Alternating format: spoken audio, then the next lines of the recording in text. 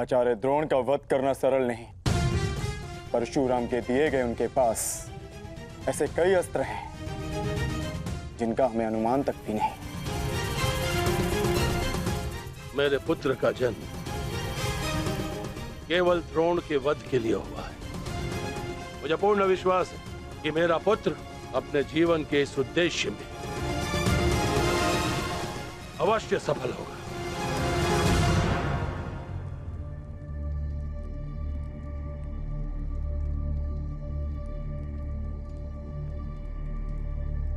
ये युद्ध सरल नहीं है कर्ण। तुम्हें अपना ध्यान केवल युद्ध पर केंद्रित करना होगा। मेरी चिंता का कारण मोह है वृषाली। वो मोह जो बड़े से बड़े योद्धा को निर्बल कर देता है, और किसी की निर्बलता शत्रु का सबसे बड़ा शस्त्र न बन जाए। बस इसी बात की चिंता है। तुम्हारी चिंता स्वाभाविक है पार्थ। आचार्य द्रोण का वध करना सरल नहीं है, धृष्टद्युम्न के लिए भी नहीं।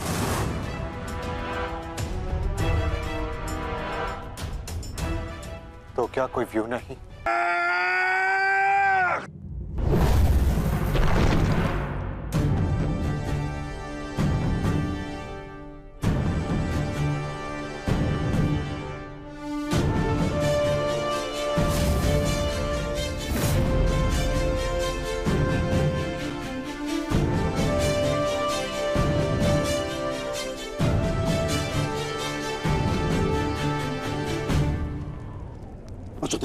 अश्वत्थामा, तुम ठीक तो हो पुत्र? पिताश्री,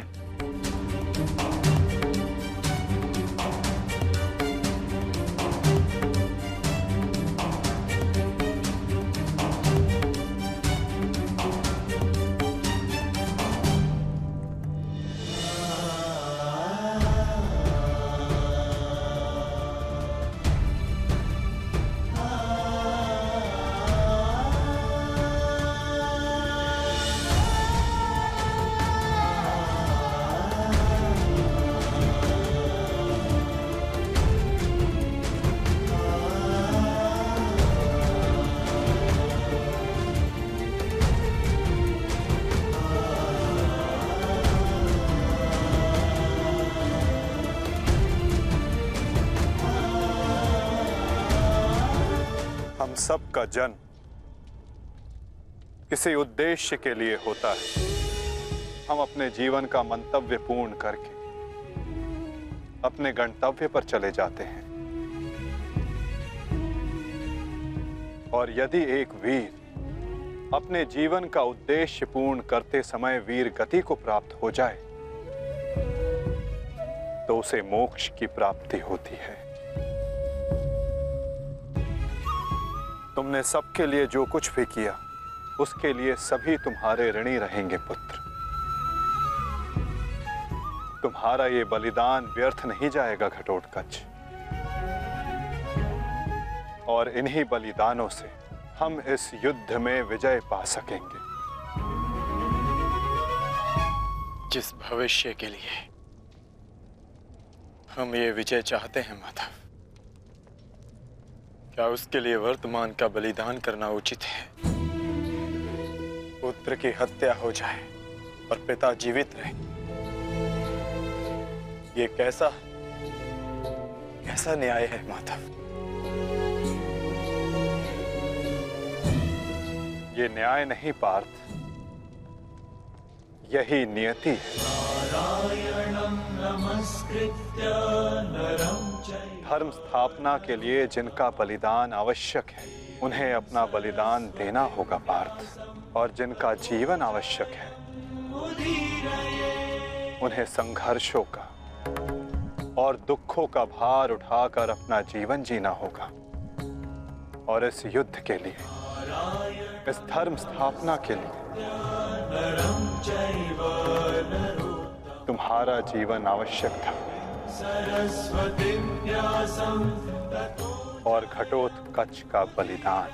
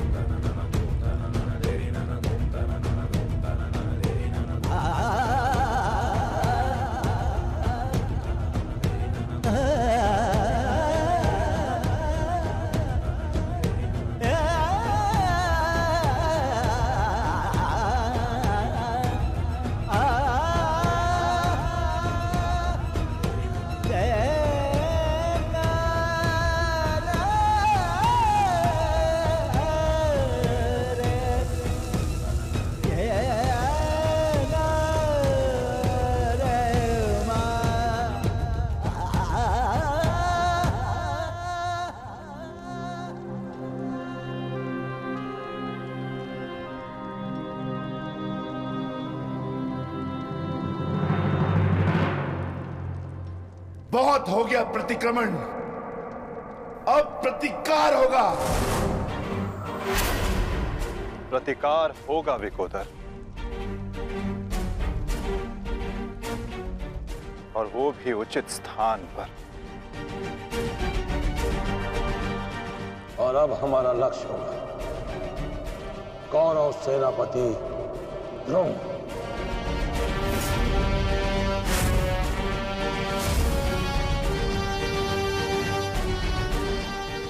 हाँ पिताश्री, कर्ण के पास केवल एक ही अस्त्र था अर्जुन के विरुद्ध, और वो उसका प्रयोग कर चुका है। अब ना तो उसके पास कोई शक्ति है और ना ही कोई कवच, इसलिए अब वो हमारे लिए संकट नहीं, किंतु आचार्य द्रोण को रोकना अति आवश्यक है।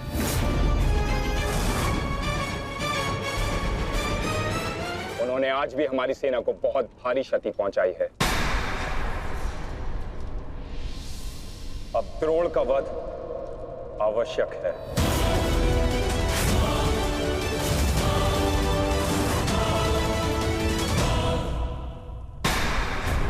पिताश्री, पिताश्री,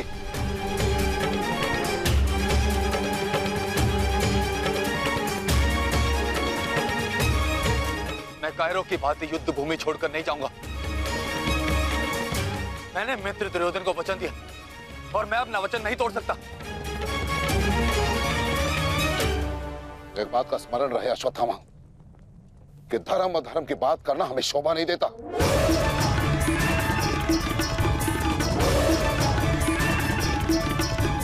स्मरण है तुम्हें, युद्ध भूमि में क्या हुआ?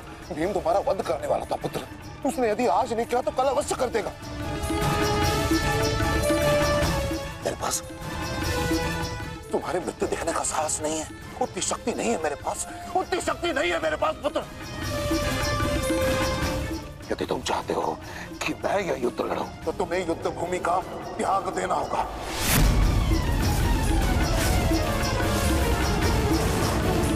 वचन दो मुझे कि तुम युद्ध भूमि का त्याग कर दोगे, वचन दो। आचार्य द्रोण, यदि ऐसा है तो आप यह युद्ध भूमि छोड़कर जा सकते हैं, परंतु मेरा ये मित्र कहीं नहीं जाएगा। वैसे भी आप हमारे सेनापति हैं ना, सेनापति होने के पश्चात भी आप उन विपक्षियों का कुछ कर नहीं पाए,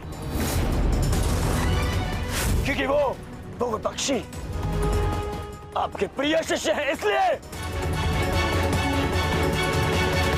कुछ नहीं कर पाए हैं आप। शांत हो जाओ मित्र।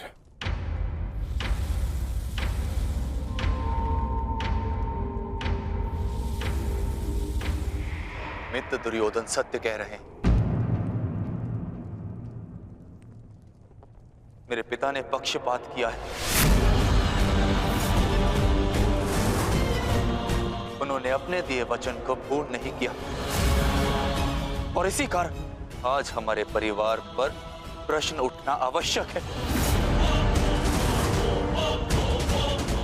किंतु एक पक्षपाती पिता का पुत्र होने से अच्छा है कि मैं एक योद्धा की तरह रणभूमि में जाऊं और अपने प्राण गंवा दूं। बस अश्वत्थामा, अपने पिता से इस भांति कटु वचन कहना एक महान योद्धा को शोभा नहीं देता। जो अपने पिता का सबके सामने अपमान कर सकता है, उससे किसी और के सम्मान की आशा नहीं की जा सकती।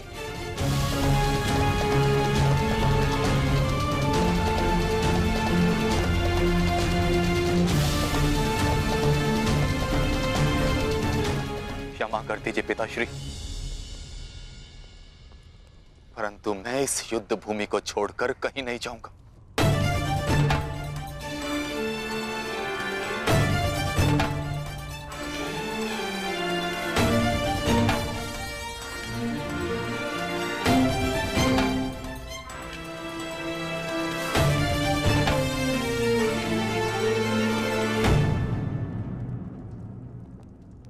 ठीक है पुत्र, मैं तुम्हारी इच्छा का मान रखता हूं और आशा करता हूं कि नर्क से दूर रहने की शक्ति तुम्हारे पिंडदान में हो। आज केवल तुम्हारे कारण मुझे संपूर्णता से धर्म का त्याग करना होगा। एक पुत्र पिता के लिए बल होता है, परंतु आज तुम मेरे लिए निर्बलता सिद्ध हुए। और आप भी सुन लीजिए युवराज, यदि मैंने अपने संपूर्ण जीवन काल में पुण्य किया है तो उन समस्त पुण्यों का मैं कवच निर्मित करता। यदि अपने जीवन में मैंने अपने शिष्यों को समान रूप से देखा होगा तो इस कवच को कोई नहीं फेंक सकता, कोई नहीं। यदि मैंने अपने शिष्यों को संभावना से कम और समर्पण से अधिक शिक्षा नहीं दी होगी तो आज मेरे हाथों से मेरे शस्त्रों को कोई नहीं छीन सकता। इसलिए मैं भारद्वाज पुत्र द्रोण प्रण लेता हूं कि इस कुरुक्षेत्र में जो योद्धा मेरे समक्ष आएगा मैं उसका वध कर दूंगा।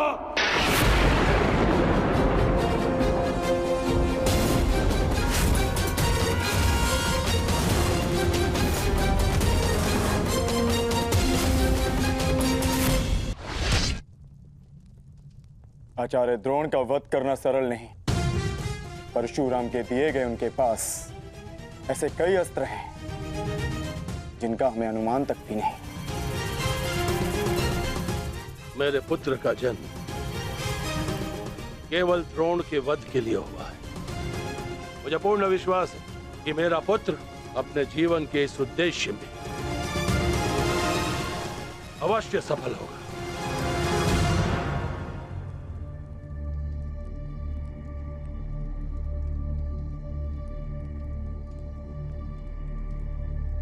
ये युद्ध सरल नहीं है कर्ण। तुम्हें अपना ध्यान केवल युद्ध पर केंद्रित करना होगा। मेरी चिंता का कारण मोह है वृषाली। वो मोह जो बड़े से बड़े योद्धा को निर्बल कर देता है, और किसी की निर्बलता शत्रु का सबसे बड़ा शस्त्र न बन जाए। बस इसी बात की चिंता है। तुम्हारी चिंता स्वाभाविक है पार्थ। आचार्य द्रोण का वध करना सरल नहीं है, धृष्टद्युम्न के लिए भी नहीं।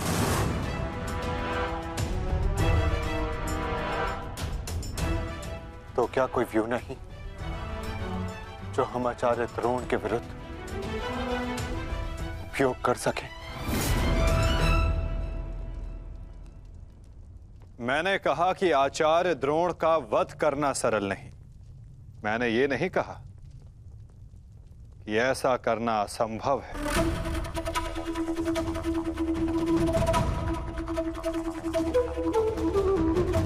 एक व्यू है जिसे आचार्य द्रोण भी नहीं तोड़ सकते।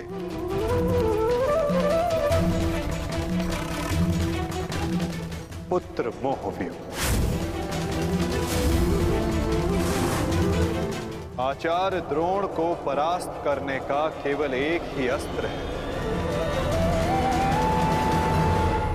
अश्वत्थामा।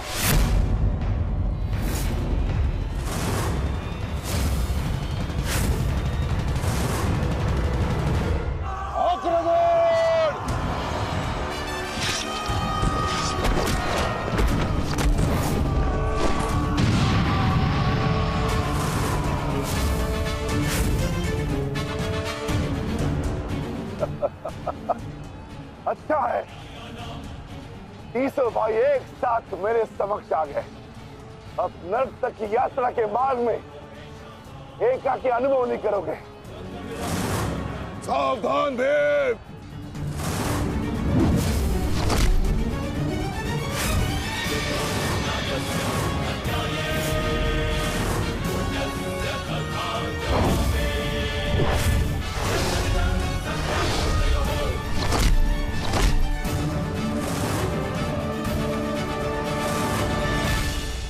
आज मैं हस्तिनापुर नरेश महाराज धृतराष्ट्र के सभी पुत्रों का कवच हूं। यदि किसी ने भी उन्हें हानि पहुंचाने का दुस्साहस किया तो उसे मृत्यु मैं स्वयं दूंगा, और ये मेरा संकल्प है।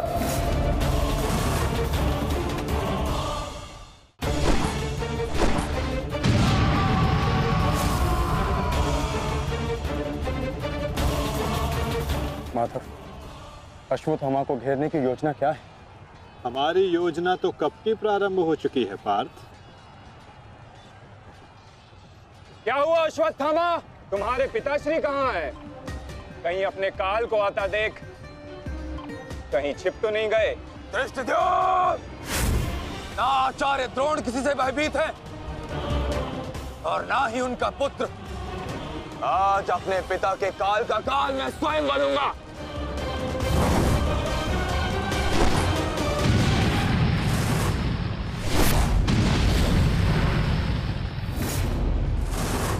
बस इतना ही सीखा है अपने पिता से? आओ अश्वत्थामा, आज मैं तुम्हें जीवन का पाठ पढ़ाता हूँ। भाग कहाँ रहे हो कायर? साहस है तो द्वंद्व करो। सारथी, पीछा करो।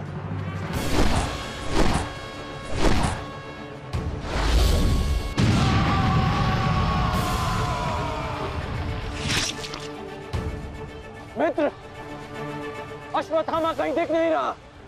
कहीं वो शत्रु के घेरे में गिर ना जाए। तुम आचार्य द्रोण के पीछे जाओ, मैं अश्वत्थामा को खोजता हूँ। ठीक है मित्र। सारथी, चलो सत्यसेन।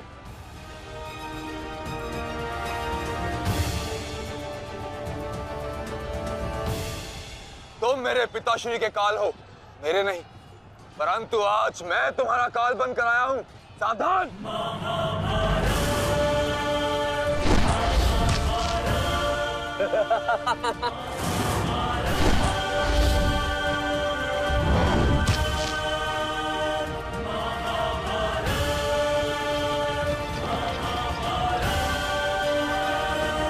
अच्छा हुआ कि पिता और पुत्र दोनों एक साथ मेरे सामने आ गए।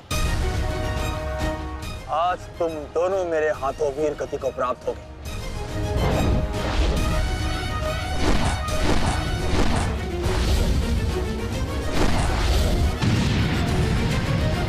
गुरुदेव, आज तो आपने भीम से अश्वत्थामा को बचा लिया था, किंतु कब तक? अब चाहे हमारा वध कर दो, किंतु हमने भी आज संकल्प लिया है कि मृत्यु दोनों पक्षों में होगी।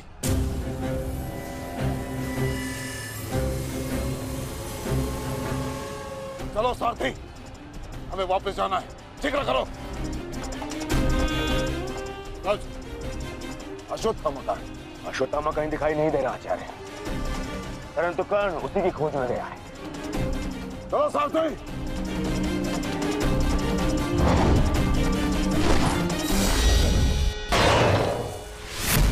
अब तुम्हारी सहायता के लिए ना कोई सैनिक है और ना कोई व्यू।